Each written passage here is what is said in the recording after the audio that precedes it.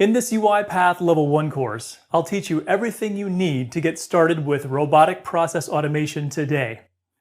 I'll begin with the installation and orientation of the tool, followed by an overview of its main capabilities. Then, I'll provide clear and easy-to-follow demos of several features to explain how you can use them to automate business processes against target systems like desktop applications, email, Excel spreadsheets, files, websites, and Citrix remote desktop terminals with no programming. As the RPA movement rapidly gains momentum, leaders are already seeking people who can use flowcharts to document enterprise processes spanning multiple technologies and system boundaries, and then use tools like UiPath and automation best practices to create effective software robots to automate those tasks. Start learning how to use one of the leading RPA tools to create software robots today, and discover just how much value you can add to any company. With the imminent demand of these skills, opportunities for career and salary growth are limitless. In case you're interested in my background at all, I'll walk through that briefly. I've been in tech for 23 years and counting. I've been at companies like Apple Computer, Macromedia, Yahoo, Experian, and most recently Pacific Life. In the corporate world, I've done some development, which usually included C# programming and SQL Server database development. I've also played some quality assurance roles, both hands-on and leadership. And ultimately, I ended up getting into automation and business process optimization. In the startup world, I consider myself to be a CTO founder because I have many different web and mobile business ideas that I continue to work on. And as you know, I'm also a trainer. So that's a little bit about me. Let's get into the course. Let's take a look at why UiPath is so attractive for robotic process automation. First, UiPath offers a complete solution. The components consist of the UiPath Studio, which is an integrated development environment for developers. Then there's the UiPath Orchestrator, which is a web application that provides centralized bot management, triggering, logging, and even queues and things like that. Then finally, there are the robots themselves. These are services that can be installed on human agents machines in an attended configuration or on VMs for unattended use. Creating robots with UiPath is very intuitive. The robot logic is assembled using flowcharts and/or sequences that can be nested one inside the other. There are many drag and drop activities that make it quick and easy to create the workflow you're looking for. It's very fast and easy to learn, and this accelerates your process automation endeavor. As I just mentioned, there is an extensive activity library, and it has hundreds of pre-built drag and drop actions that allow you to add control flow, web interaction, desktop applications, API, database. Configuration of these activities is very easy. You simply click on the activity and change some parameters in a window to the top right. All of this allows for faster automation changes. UiPath offers security as well. Credentials can be stored and encrypted on the centralized orchestrator server. Instead of building logic by hand, UiPath offers the ability to do recording. It offers specialized recorders for desktop applications, web apps, Citrix environment, and terminal emulators. And of course, this makes creating automation faster and more precise. There's an amazing universal search feature, which allows you one single search mechanism for all automation resources, including libraries, activities, projects, and workflows. This definitely accelerates the automation development process. It's amazing. UiPath is extensible using code. Robot developers can design powerful and complex automations by incorporating custom VB.NET code if they need to. These customizations can be stored in the activity library and shared. UiPath offers very powerful debugging. It's intuitive and flexible. You've got things like step over, step into, slow step, highlights, and so on. It's a great experience, and there's a section dedicated to debugging in this course. UiPath promotes collaboration because you can store, protect, and share your scripts in popular version control systems like MS Team Foundation, or TFS, and SVN. Of course, this promotes reuse of your workflows, it prevents loss, and facilitates parallel development and/or rollbacks of functionality when necessary. UiPath provides for third-party integrations, which means you can plug in various cognitive and OCR technologies from Abby, IBM Watson, Google, Microsoft, and a variety of others at the API level. Finally, UiPath allows for server-based licensing. This means that the licensing process is centralized and easy to manage when it comes to your IT team dealing with deployments. So all in all, UiPath is a very comprehensive and intuitive solution. It's one of the top 3 most respected RPA tools, and I highly encourage you giving it a try for your POC. If you visit uipath.com/community-license-agreement, you'll see the permitted use and licensees for UiPath Studio Community Edition. And this set of bullet points illustrates who is allowed to use the Community Edition and who is not. So you can see in the first bullet point there, if you're an individual, you may use the Studio, and the Orchestrator product, which is a web application, will only be used for evaluation and training purposes. If you're a legal entity, which means a company, but not an enterprise, employees can use UiPath Studio, and again, Orchestrator will only be used for evaluation and training purposes. Now finally, if you're an enterprise, you can use the UiPath Studio and Orchestrator for evaluation and training purposes. So what this means is small companies can actually use UiPath Studio Community Edition to get work done, as long as you're not using Orchestrator to schedule and drive your process. If you're an enterprise, this demo license gives you the ability to be able to set up a POC project and evaluate the tool using both Studio and Orchestrator. These Community Edition licenses last for about 30 days, and then you've got to engage UiPath again to renew it. So all in all, the fact that UiPath even provides a Community Edition license with a free download is great because you can get your hands on the tool, see how easy it is to use, and even get a POC project done. Before we get into all the individual steps required for building a software robot, I figured I would first take you on an end-to-end, high-level tour of building a robot that does something mildly useful, so you can have a high-level vision of the overall process. That way, when you're watching the individual videos, you'll have a better sense for where they're going to fit into the big picture process. So please just sit back and take this in. Don't be intimidated by it, because I'm going to go into much greater detail in all the future lectures about these activities and many more. And you'll be able to see that there's no programming required. UiPath is open, so I'll go to the Start menu, and I'll select a blank project. In the description, I'll put my first robot.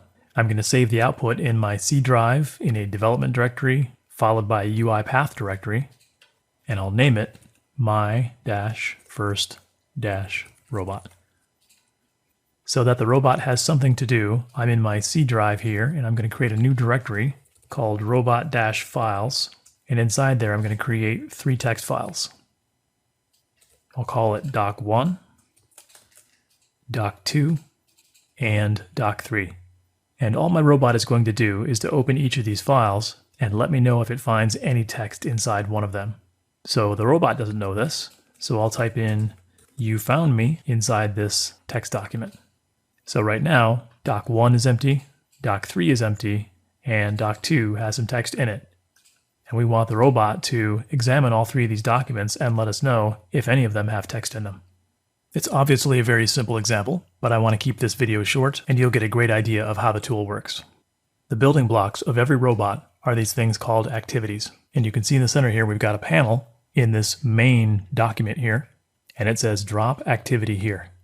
You always begin a robot by using either a sequence or a flowchart. And those can be found in our activities pane over here by expanding available and going down to workflow. Inside workflow, you'll see control flow here, and sequence lives inside there. If you expand the flowchart node, you'll find your flowchart there. Just to keep things simple, I'm going to use a sequence. So I click on that and drag it onto the main document here. And I can click in the header and I can rename this to whatever I want. And I'll just call this Find Text in Files. Almost any robot you use is going to use a thing called variables. And as you'll discover in the Tech Primer course, variables are simply buckets that hold information and allow you to read or otherwise interact with that data. The way we deal with variables in UiPath is by using the assign activity. So I'm typing that in the find window here, and I'm going to drag the assign activity right in here, and I'll create my first variable, and I'll name it all files. And right away I'll go down to the variables tab, and I'm going to change the variables type by clicking on it and clicking again, and setting it to an array of T. And what I want is an array of strings. Now I know this seems complicated right now, but I'm only including this to encourage you to go watch the Tech Primer course if you don't understand what I'm doing. This is not technically programming, but if you understood some basics about programming, and especially data types and arrays, all of which I teach in the Tech Primer course, then this wouldn't look so scary to you. Now I'll type in one little programming statement here, directory.getFiles, and I'll double click on that, and when I open my parentheses, you can see that I need to supply a path as a string. And you may recall that in my C drive here, I created a directory called robot files. And this is the exact path that I'm looking for. So I'm going to copy that and paste that in here as a string. So now you can see that exclamation mark went away and UiPath is happy. Now I'm going to use another activity. It's down here in workflow control flow called for each. I'll drag that activity after the assign, and I'm going to say for each file in this variable that I called all files, I'm going to do something here in this body. What am I going to do? I want to read the file. So I'll type in READ up here in this filter, and down here you can see I found an activity called read text file. So I'll drag that into the body here, and now it says that I need to put a file name in here. So what I can do is I can simply grab this file from my for each, which is now technically a variable, and I can just paste that right in there. And when it reads the file, it's going to need a location in memory to store the contents of the file that it reads. So I need to go up here in this properties area, click in here, and right click again and say create variable.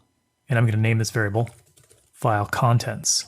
And even after doing that, these exclamation points didn't go away. So it says one or more children have validation errors or warnings. The tool is telling me when I hover over this blue one here, it says, hey, there's a compiler error encountered when processing the expression file. It says I can't convert object into a string. So again, from the Tech Primer course, you would know by now that what you need to do is just type in .toString and hit tab, and everything clears up. So now the robot is going to read each file in the directory containing all my files, and it's going to read that file and save the contents into this variable called file contents. And now again from the Tech Primer, we're going to do a conditional here. I'll say if. So I grab the if block and drag that under here. And it's saying if some condition is true, then we'll do this, otherwise we'll do that. So I'm going to say if my file contents .toString again is equal to an empty string, which means nothing, what I want to do in that case is to append some information to a file. So I'm going to say append line. I'm going to click and drag that guy on here. And it's asking me for a file name. So I'll just put it in the same directory as we did up here. You may recall it was C robot files. So I just copied that, and I'll put an additional backslash on here and call this results.txt. And what am I going to append to this file? The first thing I'm going to do is I'm going to copy this file.toString, which is my path to the file. I'll say file.toString plus, and then I'll start my quotes, and I'll type in was empty. And now I'm going to copy that and paste it here, because if my file contents is not empty, it's going to do this branch right here. So I'll append to the same file, and I'll include the file name, and I'll say contained text : space plus, and I'll include the file contents. So when I run this robot, it's going to create a list of all the files in that directory.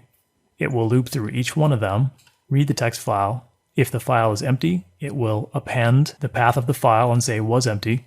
Otherwise, it'll append path to the file and it'll output the text. So we're going to wind up with one more file in here called results.txt that will have whatever text was in these files. So to run it, all I've got to do is click on this triangle up here at the top, and away we go. So the robot just ran. You see that I have a results file now. I double click and it says doc1 was empty, doc2 contained text you found me, doc3.txt was empty. So it's that simple to create and run a software robot. Now that you have a basic understanding of the end-to-end process of creating and running a software robot, let's take a look at installing it on Windows and then dig into all the specifics. I'm going to refer you to forum.uipath.com for your UiPath questions. The reason for this is because there's a fairly large population of people who are using UiPath, so I think it's a great idea to keep the questions and answers concentrated in one place instead of spreading them out to different forums. So once you go here to forum.uipath.com, go ahead and click on Sign Up, provide your email, username, name, and password. This is a separate registration from the information you provided when you downloaded UiPath. You'll notice that when you visit the site and you're not logged in, you'll often find announcements up here at the top about new versions of UiPath and/or Orchestrator. You can dismiss those by clicking the X up here. Whether you have an account or not, and whether you're logged in or not, you should be able to use this search feature up here at the top. And notice it's going to search topics, posts, users, and categories for whatever keyword you put in here. When you click on the options link, you can get an advanced search. So this will be helpful to refine your search results if you're searching on a generic term. So just for example, I'll click on the search term here, type in how to open Excel file, and before I even hit return, notice it gives me some inline options here. And if I hit return, that executes the search, and you can scroll through the list of items, sorting by latest or relevance or most liked. And you can expand this advanced search here at the top to again get to those refining options. So I absolutely recommend going to forum.uipath.com for all your questions because there are a lot of smart people using the software here. Before we move into the UiPath Level 1 content, I wanted to give you a heads up about the RPA Tech Primer course. A hurdle I had when designing a training course for UiPath is that RPA tools are generally targeted at business people who may not have a lot of tech skills. On the flip side, many people with existing automation and tech skills are also going to be pursuing UiPath. I decided it would be best if I make the UiPath Level 1 course succinct and focused on UiPath features. Keeping that first hurdle in mind, I've also tried to include enough foundational information so that beginners won't get stuck. Some topics, however, can be overwhelming to somebody without tech skills. So that beginners won't feel left behind and frustrated, I created what I call the RPA Tech Primer course. And if you watch the overview video for that course, you'll see that it contains things like how to effectively use flowcharts to document processes. It talks about how websites are created and the basics of using web selectors so you can be more confident when you're automating websites. Then it goes on to introduce some programming basics about the .NET framework because many UiPath activities depend on some interaction with that. You'll hear me reference the RPA Tech Primer throughout this course, and I want to let you know that I'm not trying to sell that course here. I'm simply weaving references to it within this UiPath Level 1 course to provide comfort and support to beginners who might feel overwhelmed during any given topic. If you're not having a problem with the UiPath course, you probably don't need it. But I did want to mention it throughout this UiPath course so that beginners know they have a resource to turn to if they're feeling overwhelmed or stuck. So with that said, let's move on to the UiPath Level 1 course and get our hands dirty.